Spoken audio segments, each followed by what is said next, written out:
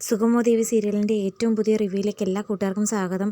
നന്ദനാണെങ്കിൽ ഈ സത്യങ്ങളൊക്കെ ആരോടെങ്കിലും പറയണമെന്ന് ആഗ്രഹമുണ്ടെങ്കിലും ആരോടെയും തുറന്നു പറയാൻ ധൈര്യമില്ലായിരുന്നു.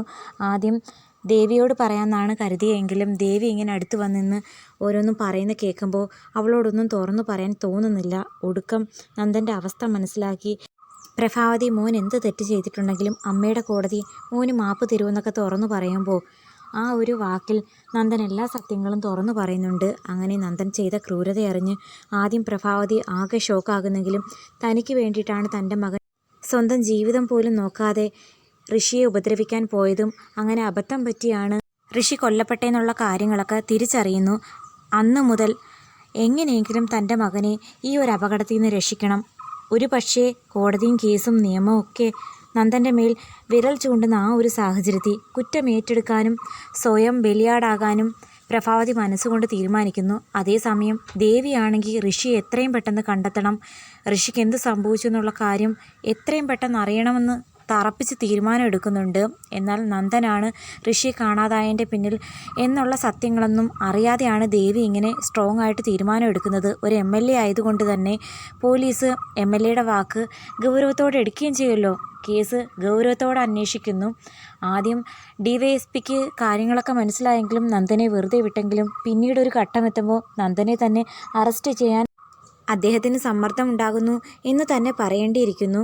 എന്തായാലും നമ്മുടെ നന്ദൻ്റെ നേർ നിയമവും പോലീസും എല്ലാം വിരൽ ചൂണ്ടുന്ന ആ ഒരു സാഹചര്യത്തിൽ പ്രഭാവതി എല്ലാ കുറ്റവും ഏറ്റെടുക്കുന്നു. കാരണം അരുന്ധതിക്കായാലും ഋഷിക്കായാലും ഏറ്റവും കൂടുതൽ പക തന്നോടായിരുന്നെന്നും താനാണ് അവരെ ദ്രോഹിച്ചിട്ടുള്ളത്, ഋഷി സ്നേഹിച്ച പെൺകുട്ടിയുടെ മരണത്തിന് കാരണക്കാരി ഞാനാണെന്നും അതൊരു ആത്മഹത്യയാണെങ്കിലും അതിന് പ്രേരകമായത് താനാണെന്നുള്ള സത്യങ്ങളൊക്കെ പ്രഭാവതി തുറന്നു പറയുന്നു.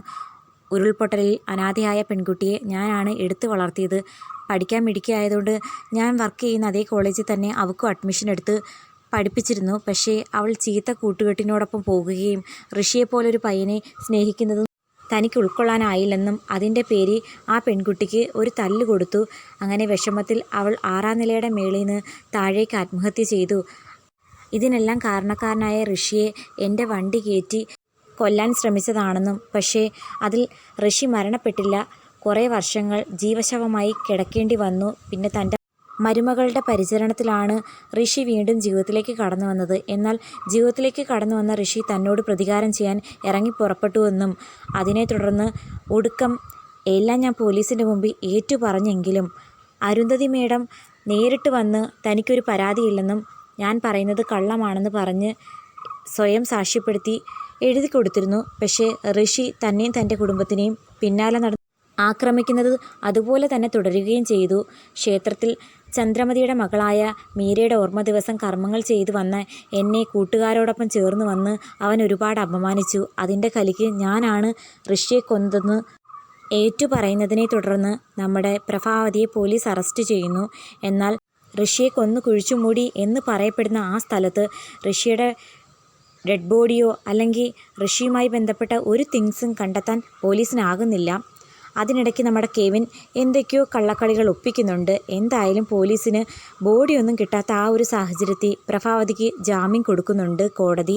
പ്രഭാവതിയുടെ പിന്നാലെ നടന്ന് ഋഷി ഒരുപാട് ക്രൂരതകൾ ചെയ്തപ്പോൾ പോലും പ്രഭാവതി കണ്ടില്ല കേട്ടില്ല എന്ന് വെച്ച് വിട്ടത് ചന്ദ്രോത്ത് വീട്ടിൻ്റെ അന്തസ്സിന് താനായിട്ട് കളങ്കം വരുത്തരുത് എന്ന് കരുതിയിട്ടാണ്. എന്നാൽ പുറത്തിറങ്ങിയ പ്രഭാവതി കാണുന്ന കാഴ്ച ഞെട്ടിക്കുന്നതായിരുന്നു. MLA ദേവിക്ക് അവളുടെ സ്ഥാനം നഷ്ടമാകുന്നു. മാത്രമല്ല സിദ്ധുവിനും നന്ദുവിനും ആർക്കും തന്നെ പുറത്തേക്ക് ഇറങ്ങാൻ പറ്റാത്ത അവസ്ഥ.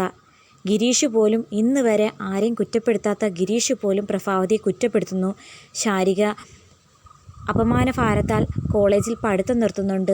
രാധികയും മാധവനും എല്ലാവരും പ്രഭാവതിയെ കുറ്റം പറയുന്ന ആ ഒരു സാഹചര്യത്തിൽ പ്രഭാവതി മനസ്സുമടുത്ത് ഇനി എന്തിന് താൻ ജീവിക്കണം എന്നുള്ളൊരു സാഹചര്യത്തിലെത്തുമ്പോൾ അമ്മയുടെ ഈ ദുർവിധിക്ക് കാരണക്കാരൻ താനാണെന്നുള്ള കുറ്റബോധത്തിൽ എല്ലാവരുടെയും മുമ്പിൽ സത്യം തുറന്നു പറയുന്നുണ്ട് നന്ദൻ.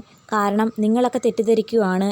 എൻ്റെ അമ്മ പണ്ട് ഋഷിയോട് ക്രൂരത കാട്ടിയിട്ടുണ്ടെങ്കിലും ഇപ്പോൾ അവനോട് കാണിച്ച ക്രൂരതയുടെ പിന്നിൽ അമ്മയല്ല ഞാനാണ്.